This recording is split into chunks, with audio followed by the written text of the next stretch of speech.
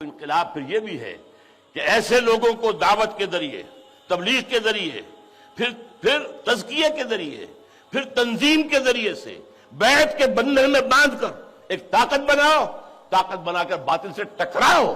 یہ ٹکرانا جو ہے یہ شاید آپ کی اتنی توجہ اس کی طرف نہیں ہوئی ہے کہ در حقیقت یہ سارا معاملہ کس لیے ہے، اورینٹیشن کیا ہے۔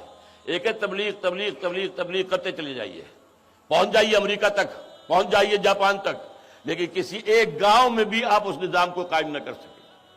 دنیا کہے کہ کون سا اسلام لائے ہو ہمارے لیے، تو ہمیں پتہ نہیں بھائی، کئی کتابوں میں لکھا ہے، کہیں دکھا سکتے ہو دنیا میں؟ نہیں۔ یا یہ کہ کسی اور طریقے سے، ایک یہ ہے کہ اصلاح نفس کرتے چلے جاؤ، کرتے چلے جاؤ، تزکیہ کرو، لوگوں کو اندر سے مانجو رگڑو، کرتے جاؤ۔ یہ ایک خانقاہی نظام یہ بھی دنیا میں رہا ہے، ایک کام ہے۔ لیکن محمد رسول اللہ کا کام کیا ہے؟ تبلیغ بذریعہ قرآن، یتلو علیہم آیاتہ، اور پھر تزکیہ کہ اندر سے ساری امنگیں، ساری آرزویں ختم ہو جائیں، سوائے اللہ کے دین کے غلبے اور اللہ کی رضا کا حصول اور آخرت کی فلاح کا حصول۔ کوئی اقتدار کی طلب، کوئی شہرت کی طلب، کوئی دولت کی طلب نہ باقی رہے۔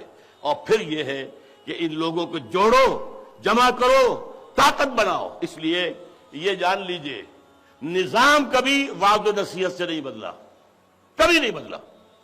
ہاں، اخلاق بدل جاتے ہیں، کوئی نظام میں جزوی تبدیلی بھی آ سکتی ہے، ریفرمیشن کسی درجے میں ہو سکتی ہے، نظام نہیں بدلے گا۔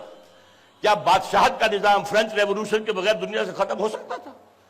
کیا کمیونزم دنیا میں خون ریزی کے بغیر آ سکتا تھا؟ ابھی مثال دی گئی ہے ایران کی، وہاں جانے دیے، 20,000 آدمیوں نے جانے دیے، جانے دینے تو پڑیں گے۔ ہاں، انہوں نے خود ہتھیار دے کے استعمال کیے اور ایران کی فوج کے خلاف، یہ بات بالکل مختلف ہے۔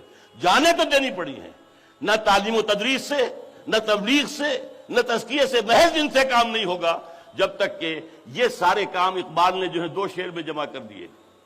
واقعتاً میں حیران ہوتا ہوں کہ جب یہ شعر کہے وہ کس جگہ پر ہوں گے جہاں سے وہ بات کر رہے تھے۔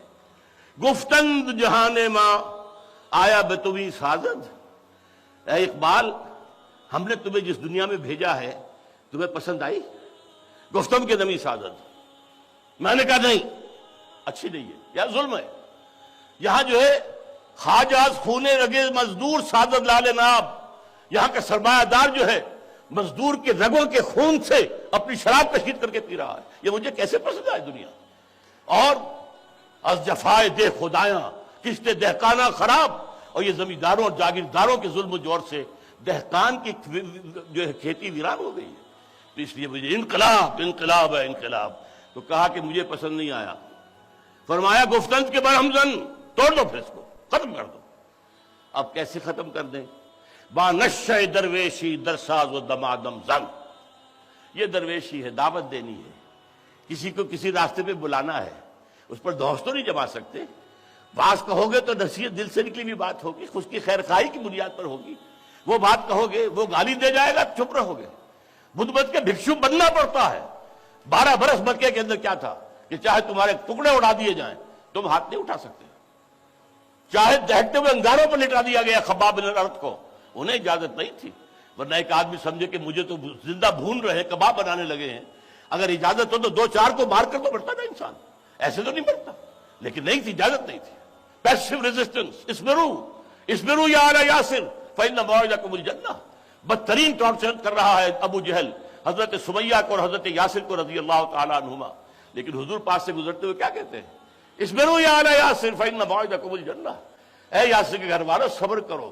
یہ سارا دور صبر کا تھا، یہ درویشی کا تھا۔ با نشہ درویشی در ساز و دمادم زن، چوں پختہ شوی خود را بر سلطنت جم زن۔ جب تیار ہو جاؤ، تعداد کافی ہو، ڈسپلن کے خوگر ہو چکے ہوں، تن من دھن یہاں تک کہ جان دینے کو تیار ہوں، سر سے کفن باندھ لے، دل تمام آرزوؤں سے خالی ہو چکے ہوں، اور اس کے لیے کمر کس لیں، تو پھر یہ کہ اگر مناسب تعداد بھی ہے تو میدان میں آؤ، للکارو باطل کو، اب میدان میں آ کر ٹکراؤ۔ بادشاہ درویشی در ساز و دمادم زن، چوں پختہ شوی خود را بر سلطنت جم زن، اپنے آپ کو دے مارو سلطنت جم کے خلاف۔ یہ ہے انقلاب کا طریقہ، یہ ہے طریق محمدی صلی اللہ علیہ وسلم۔ واللہ لن یصلح آخر هذه الامہ الا بما صلح به اولها۔ یہ تو پیشین گوئی حضور کی ہے کہ اس امت کے آخری دور میں قیامت سے پہلے پوری دنیا میں خلافت کا نظام آئے گا، آ کر رہے گا، لیکن آئے گا کیسے؟ امام مالک فرماتے ہیں کہ اسی طریقے سے آئے گا جس سے پہلی مرتبہ آیا تھا۔